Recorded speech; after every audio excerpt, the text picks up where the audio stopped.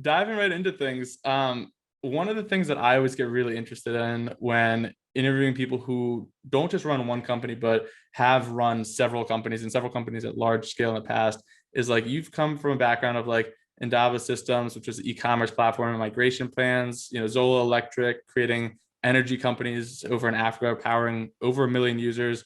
Better World Books, 70, basically did 70 million, and it was a book marketplace.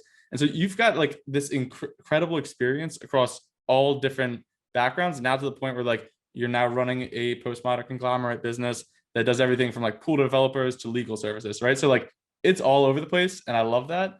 I'd love to kind of get an understanding of like how you think about that when you're entering a new industry, right? Like I notice every time that I'll go into a new industry or try something new, it's almost like you're walking in like a dark room and just trying to find the light switch just to like, figure out where you actually are. How do you kind of think about that when you're tackling some of these big problems?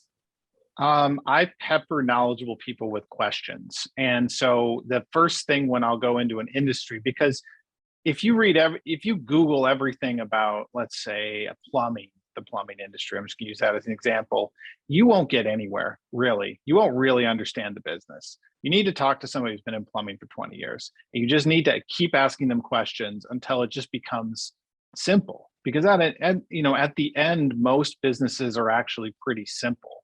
They provide a service that people pay for, and if they do it well, then the people come back and pay for it. And usually that gets reflected in things like the margin of the business, right? So I've been in very high margin businesses like software, and very low margin businesses like selling used books on the internet.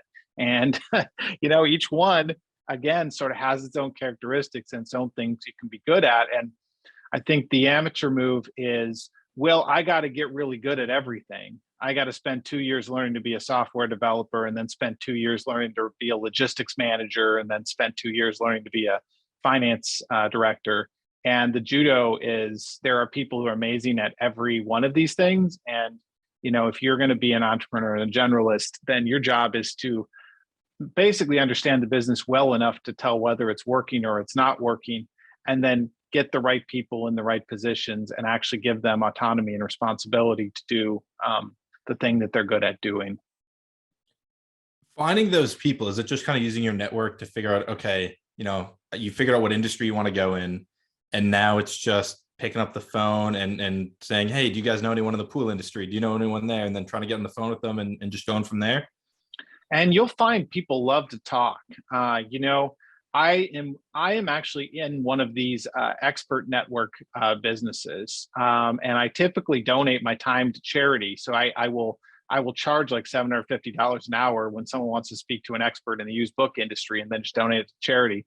And because I love that industry, right? And I know so much about used books, gotten more than most people will ever know about used books. And so I don't currently own a used book business, and I will again at some point. I'm hunting, but I